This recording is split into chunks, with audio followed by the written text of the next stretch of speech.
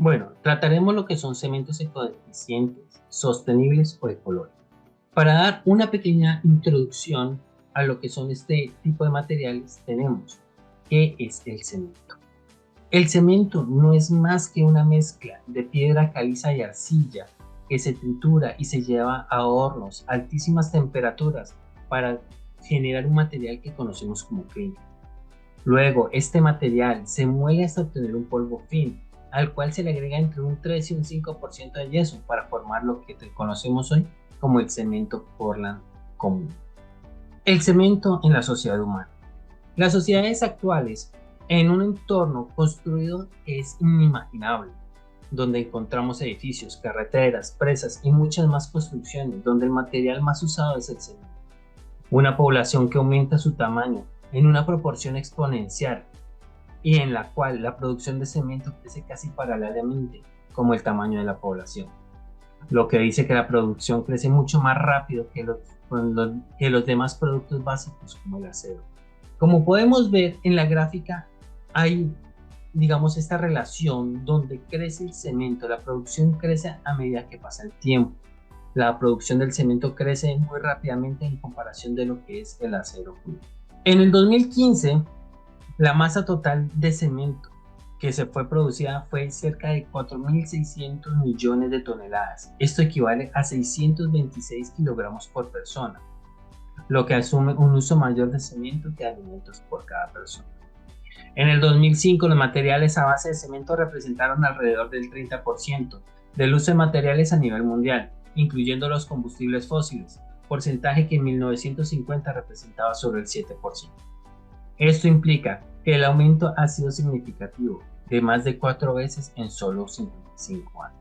Llevando las estadísticas a términos locales y un poco más actualizadas, tenemos que en Colombia la producción de cemento hasta noviembre del 2023 fue de 7.285 miles de metros cúbicos, según datos que nos brinda el DANE.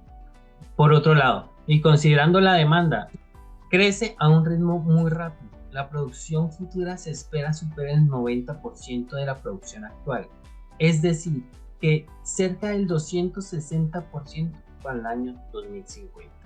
Como podemos ver, las ciudades de mayor crecimiento serán las ciudades en vía de desarrollo, como la India. Miremos en el gráfico que presentamos, donde según el paso del tiempo aumentará la producción. Y, por ejemplo, las ciudades que son de primer mundo, mal llamadas de primer mundo, tenemos que la producción tiende a reducirse un poco. Entrando en lo que es el tema de sostenibilidad y en lo que es el aporte de CO2, la producción de cemento Portland tradicional, podemos decir en modo general que la combustión de materiales fósiles aporta un 40% de emisiones de CO2 y el otro 60% de la descomposición de piedra caliza y otros procesos. La producción de cemento Portland común genera aproximadamente 842 kilogramos de CO2 por tonelada de clinker, lo que es aproximadamente 3.823 millones de toneladas de CO2 por año. Las estrategias de mitigación que se presentan según la World Business Council for Sustainable Development and International Energy Agency, en pocas palabras se reduce en reducción del 50% de las emisiones antropogénicas de CO2 y mantener el calentamiento global en menos de 2 grados de los niveles preindustriales. Para esto se requiere que la empresa del cemento haga una reducción del 18% de las emisiones de las emisiones de CO2 para el año 2050. Para esto, digamos que para lograr esta meta se abarcan 4 frentes, los cuales son mejorar las tecnologías, cambiar los combustibles y la sustitución del clinker y la captura del CO2. Para hablar un poco de lo que es las mejoras tecnológicas, se busca modernizar los hornos.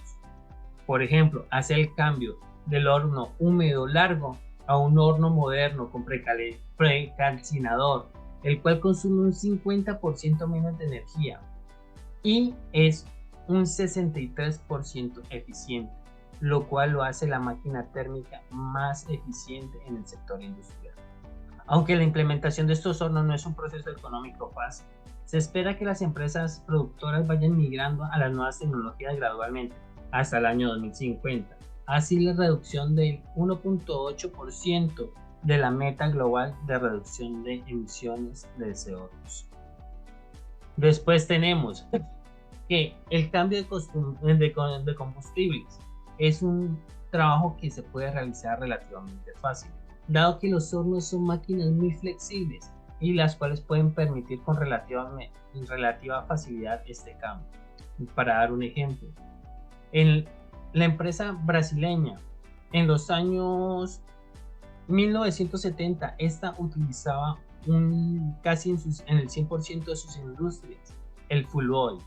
Hoy en día hicieron la migración hacia el coque de petróleo, elemento que es del desecho de la producción del petróleo.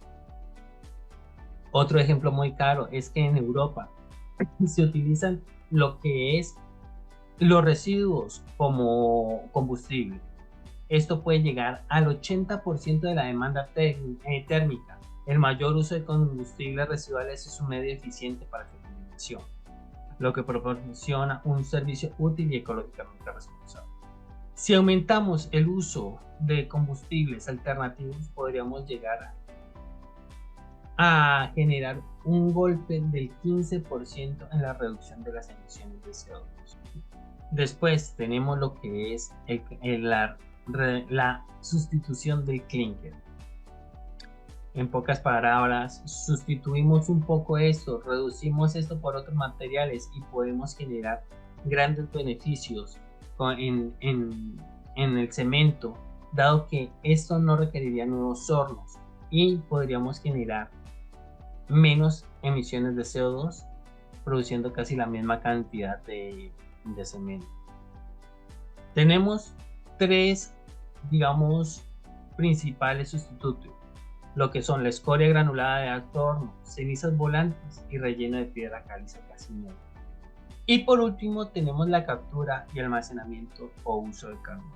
Como su nombre lo menciona, este método es la captura, obtener este carbono, atrapar el carbono y almacenarlo, devolverlo al medio ambiente o darle uso en productos de la industria. Digamos que este es el método menos adaptado a la industria hoy en día, dado que requiere costos altísimos. Entonces se vuelve económicamente no sustentable. Pero si en un futuro, hacia el 2050, logramos implementar esta tecnología, lograremos una reducción del 56% de las emisiones de CO2. Importancia de los materiales cementantes suplementarios, conocidos como SCM por sus siglas en inglés, Supplementary Cementitious Materials. Son materiales que buscan un porcentaje de reducción en el clínker en la fabricación del cemento. En la siguiente imagen podemos ver la comparación de CO2 incorporado y energía incorporada para materiales típicamente utilizados en la construcción. Nos encontramos que el concreto presenta bajos niveles de CO2 incorporado y energía incorporada comparado con otros materiales como lo son el acero, el vidrio, el plástico, aluminio, madera, limos y arcillas. Por otra parte, el cemento es responsable del 8% de emisiones de CO2 a nivel mundial, porque esto se debe básicamente a que el consumo actual es superior a 4.000 millones de toneladas. Con esta información lo que podemos tratar de deducir es que el concreto es el mejor material respecto a emisiones de CO2 en comparación con los otros materiales actualmente existentes. Entonces lo que debemos es mejorarlo por medio de los materiales cementantes suplementarios. El objetivo de la sostenibilidad es reducir las emisiones de CO2 en el proceso de fabricación de cemento mediante la reducción de clínker. Aquí nos encontramos con algunos materiales cementantes suplementarios como lo son las escorias de alto horno, las cenizas volantes comparadas con la cantidad de cemento anual. Por una parte, la escoria de alto horno está disponible alrededor de un 5 y 10% comparada con la cantidad de cemento. Esta escoria de alto horno proviene de la producción de acero. Es una producción que va de la mano con el crecimiento de la producción de concreto. Nos indica que es una producción que no va a aumentar, que por el contrario va a tender a disminuir por las políticas de reciclaje que no permiten que la escoria de alto horno se produzca. Por otro lado están las cenizas volantes, que se encuentran en mayor disponibilidad, alrededor del 30% en comparación con el cemento, pero se pueden usar en menos de un tercio. para que sea una calidad de cemento adecuada. Y también nos enfrentamos frente que estas cenizas volantes previenen de la quema de carbón en el proceso de producción de energía, que es un proceso que va a tender a disminuirse precisamente buscando la reducción de emisiones de CO2.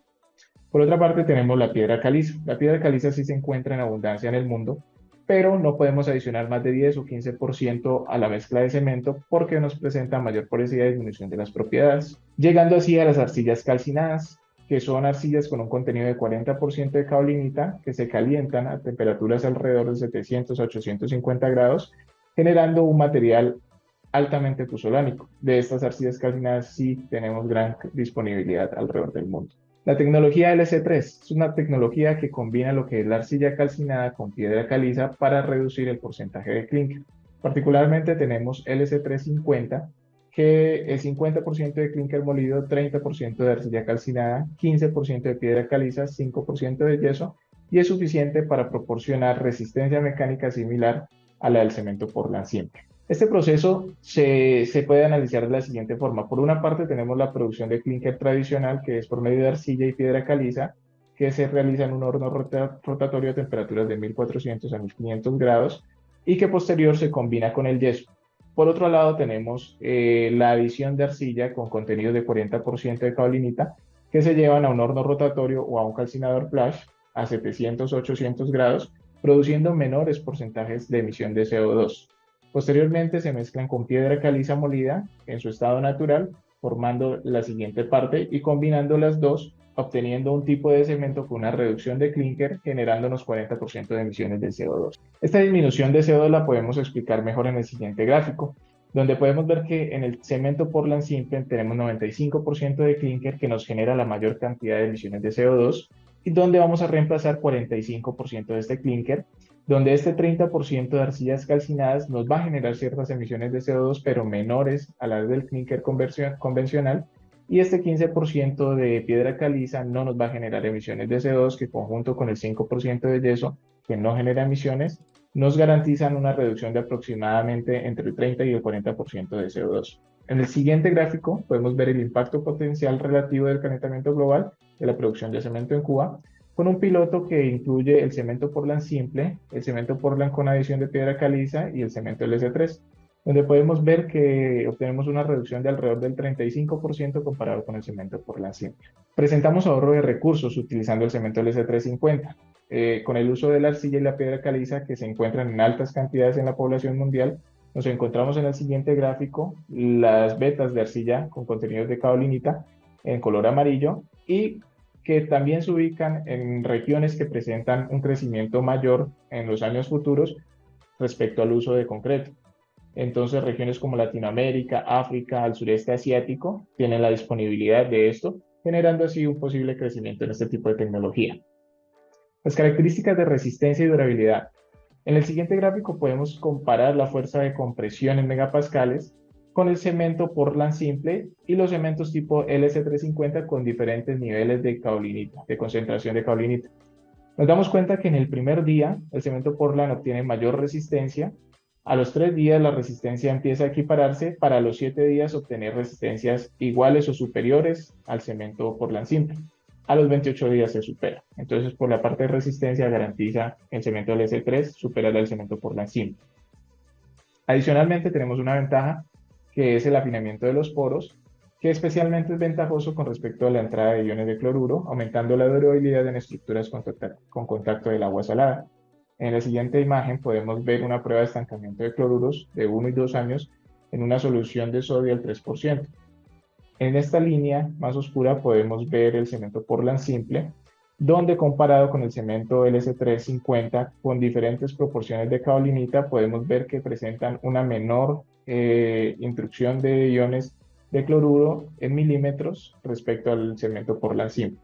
Entonces, de esta forma, podemos decir que tenemos una gran ventaja con el cemento LC350, sobre todo en las zonas costeras o en cementos que estén en contacto con agua salada. El costo de producción del cemento LC3. Podemos ahorrar hasta un 25% comparado con la producción de cemento Portland simple. En el siguiente gráfico podemos ver la comparación de plantas integradas o plantas de molienda versus el cemento Portland simple, la producción de cemento Portland simple. Esto va a depender de las vetas de arcilla, si son cercanas a la planta o si tienen cierta distancia, pero obtenemos hasta 25% de economía. Actualmente encontramos plantas en funcionamiento. En Colombia, Cuba y Costa de Marfil fueron las primeras plantas en producir a gran escala. En Colombia tenemos el cemento verde que lo produce Arcos. En la actualidad, más de 50 países están produciendo LC3 o realizan investigaciones y desarrollos al respecto. En conclusión, el cemento LC3 es un cemento que nos va a permitir mejorar las emisiones de CO2 y con una gran posibilidad de escalar este cemento porque presentamos bastantes contenidos de vetas de arcillas y piedra caliza a nivel mundial que no nos van a limitar como otros tipos de materiales cementantes suplementarios. Hola a todos, les saluda Jesús Eduardo Casanova, ingeniero civil, especialista en ingeniería de la construcción y actualmente estudiante de la maestría en ingeniería civil con énfasis en gerencia de construcciones de la Pontificia Universidad Javeriana, sede Cali, en Colombia. El tema de estudio el día de hoy es la durabilidad que puede aportar la cáscara de coco tratada en los concretos hidráulicos y volverlos sostenibles. Este estudio lo hacen 3 doctores, los 2 primeros de nacionalidad india y el tercero de nacionalidad saudí.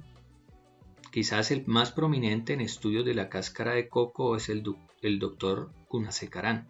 Por la región en la que viven, que es la India, que la cáscara de coco es natural de las regiones tropicales. Aquí en Colombia también tenemos la costa pacífica del Cauca, Valle, Nariño.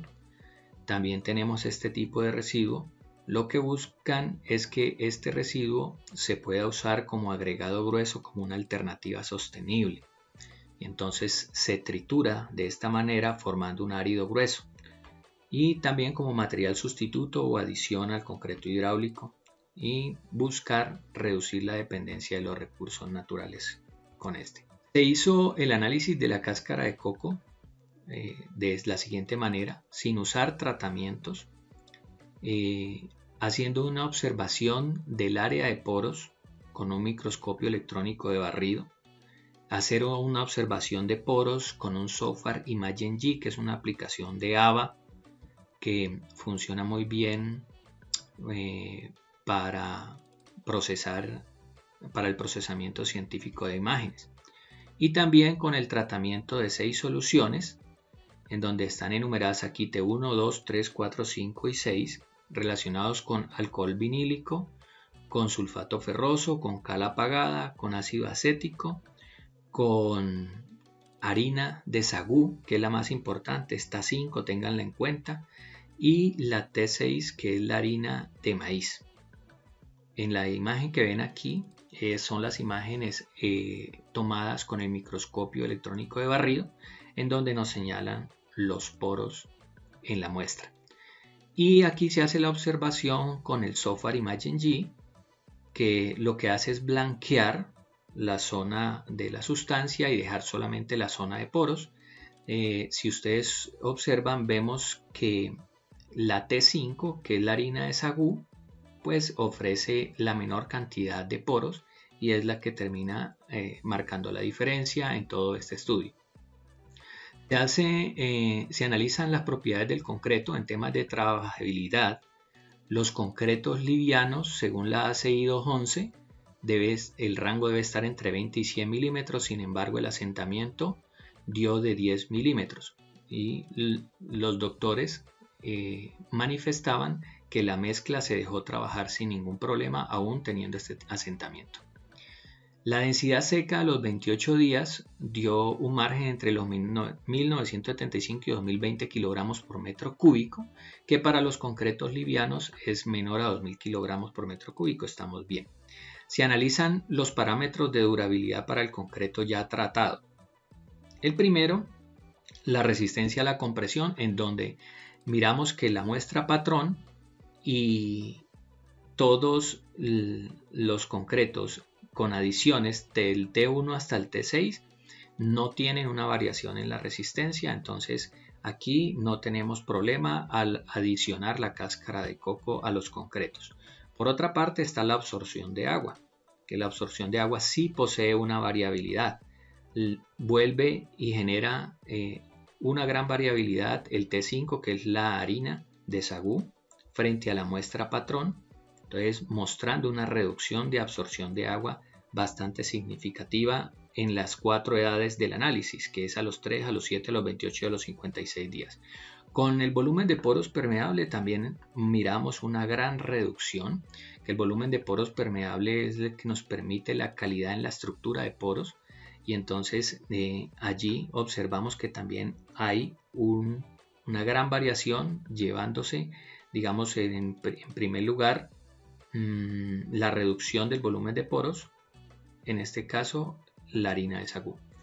El otro parámetro es la sortividad. La sortividad es la velocidad con que un material poroso absorbe agua cuando se expone al agua. Y en este caso, aunque no se ve mucha variabilidad, pues el T5 sí tiene la mayor representación. La rápida permeabilidad de iones de cloruro.